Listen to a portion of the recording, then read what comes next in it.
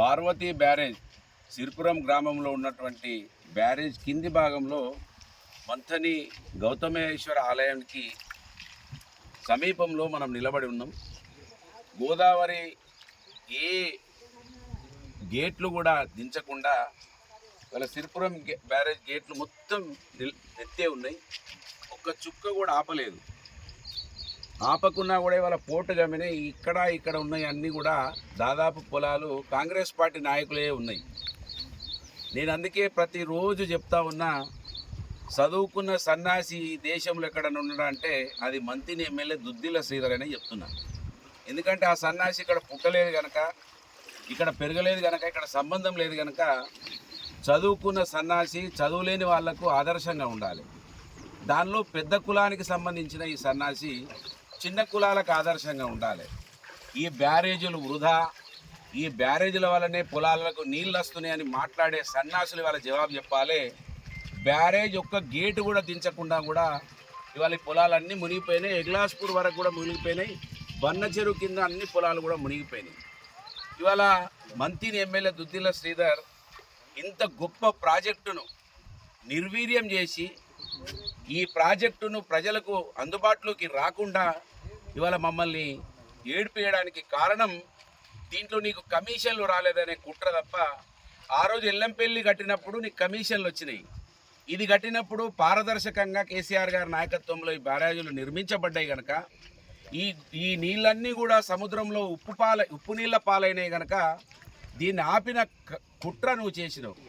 నేను ఎందుకు చెప్తా ఉన్నా, ఇక్కడ పుట్టని వాళ్ళకి ఏమి తెలియదని ఎందుకు చెప్తా ఉన్నా అంటే, నేను చిన్నప్పుడు మా చేను ఇక్కడ పక్కకు బండల మడుగు అంటారు, ఆ ఖానాపూర్కు శివార్లో ఉంటుంది బండ్ల మడుగు అంటారు. నాకు చేను ఉండే, అక్కడ 4 ఎకరాల చేను ఉండే. ఆడ ప్రతి సంవత్సరం గోదావరి పోటు గమ్మితే అక్కడ అండు పెడితే మా నాయన నువ్వులు వేసేవాడు. దాంట్లో నువ్వుల పంట కూడా తీసినటువంటి చరిత్ర ఇక్కడ రైతులకు ఉన్నది.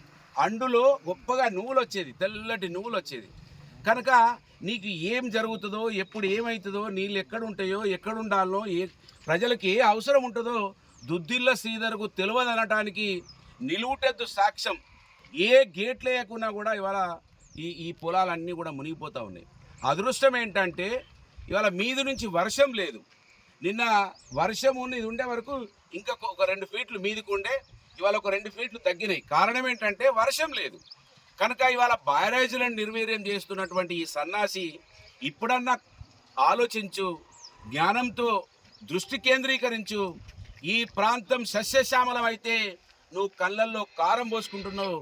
ఈ ప్రాంత రైతులు 3 పంటలు పండించే స్థాయికి ఎదగబోతా ఉన్నారని నువ్వు అక్కసు ఎక్కుతా ఉన్నావు. ఈ ప్రాజెక్టుల మీద కేసీఆర్ గారి పేరు, బీఆర్ఎస్ పార్టీ పేరు ఈ నియోజకవర్గంలో చిరకాలం ఉండబోతా ఉన్నదని నీ కక్ష తప్ప, నీ కుట్ర తప్ప, నీ అక్కాశ తప్ప ఏమి కూడా లేదనటానికి ఇవాళ తేట తెల్లమైంది. నీ నాయకులే పొలాలు మునిగిపోయినాయి. ఏ బ్యారేజ్ గేట్లు వేస్తే మునిగిపోయినాయి ఇవాళ దుద్దిల్ల శ్రీధర్ జవాబు చెప్పాలి. కనుక ఇవాళ మా నియోజకవర్గంలో ఉన్నటువంటి రైతాంగానికి, యువతకు, మహిళలకు ఏ ఒక్క సాయం చేయనటువంటి ఈ సన్నాసి కుటుంబం ఇవాళ కేసీఆర్ గారు గొప్పగా బ్యారేజీలను నిర్మించి 3 పంటలు వేసుకునేటువంటి దిశగా రైతులను ప్రయాణం చేయిస్తుంటే వాళ్ళకి అన్ని సౌకర్యాలు కల్పించి ఎరువుల ఇబ్బంది లేకుండా, కరెంట్ ఇబ్బంది లేకుండా, నీళ్ళ ఇబ్బంది లేకుండా ఇవాళ రైతులకు గొప్పగా ఆంధ్ర ప్రాంతంలో 3 పంటలు పండుతాయని విన్నాం తప్ప మేము చేసుకోలేదు. ఇవాళ తూర్పు గోదావరి, పశ్చిమ గోదావరిని తలపించే విధంగా మంత్రిని ప్రాంత రైతులు కూడా ఎదగబోతా ఉన్నారని కక్ష కట్టిండు దుద్దిల్ల శ్రీధర్ అనటానికి ఇవాళ నిలువుతెద్దు సాక్ష్యంగా ఇక్కడ మనం మంత్రిని గోదావరి సమీపంలో నీళ్ళని చూస్తే కనబడతా ఉన్నది.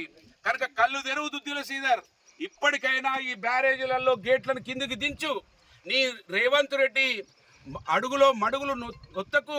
నీ రేవంత్ రెడ్డి ఎట్లాగూ నీకు హైదరాబాదులో 4 ఆఫీసులు పెడితే అక్కడ రోజు 4 ఆఫీసులలో రియల్ ఎస్టేట్ దందా నడుస్తూ ఉన్నది. ఇక్కడ ఏ వర్కులు నడిచినా కూడా కమిషన్లు నడుస్తూ ఉన్నాయి. మా రైతుల నూళ్ళల్లో మన్నెందుకు వస్తావు? ఈ ప్రాంత ప్రజల నూళ్ళల్లో మన్నెందుకు వస్తావు? నిన్న ఎండాకాలంలో నీటి ఎద్దట వచ్చింది, అర్ధగంట నీళ్ళు ఇచ్చిండ్రు.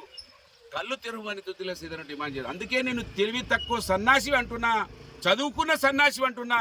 ఎందుకంటే ఇక్కడ పుట్టి పెరిగిన కనుక ఏ నీళ్లు ఎట్లా వస్తే మట్టి ఏ విధంగా రూపు మారుతుంటే ఆ విధంగా పంటలు వేసుకునే అటువంటి అవకాశం ఉంటుందని రైతు కుటుంబంలో పుట్టిన బిడ్డగా అడుగుతున్నా, ఆందోళనతో నిన్ను డిమాండ్ చేస్తున్నా. నీ కుటుంబానికి 40 సంవత్సరాలు ఈ నియోజకవర్గ ప్రజలు ఏకతాటిగా అధికారం ఇస్తే నువ్వు ఈ నీచమైన పని చేస్తావా? ఈ ప్రాజెక్టును వృధా అంటావా? నువ్వు ప్రాజెక్టు ద్వారానే ఈ పొలాలు మునిగిపోతానే అంటావా? ఇప్పటికైనా కళ్ళు తెరువు సన్నాసి అని అడుగుతున్నా. కనుక ఈ నియోజకవర్గంలో కాంగ్రెస్ పార్టీ సన్నాసులు మీ నాయకుడు కళ్ళు తెరవకపోతే మీరన్న కళ్ళు తెరవాలని డిమాండ్ చేస్తా ఉన్నాను. కనుక ఈ నియోజకవర్గంలో ఖచ్చితంగా బీఆర్ఎస్ పార్టీ మళ్ళీ అధికారంలోకి వస్తేనే రైతులు ప్రజలు సుఖ సంతోషాలతో ఉంటారనటానికి ఇవాళ ఇక్కడ కనబడుతున్నటువంటి నీళ్ళే సాక్ష్యం అనే విషయాన్ని ఈ సందర్భంగా గుర్తు చేస్తూ, ఇప్పటికైనా దుద్దిల్ల శ్రీధర్ కళ్ళు తెరవాలే. చదువుకున్న సన్నాసిగా మిగిలిపోకు, గొప్ప నాయకునిగా ఎదిగే ప్రయత్నం చేయని ఈ సందర్భంగా డిమాండ్ చేస్తా ఉన్నాను.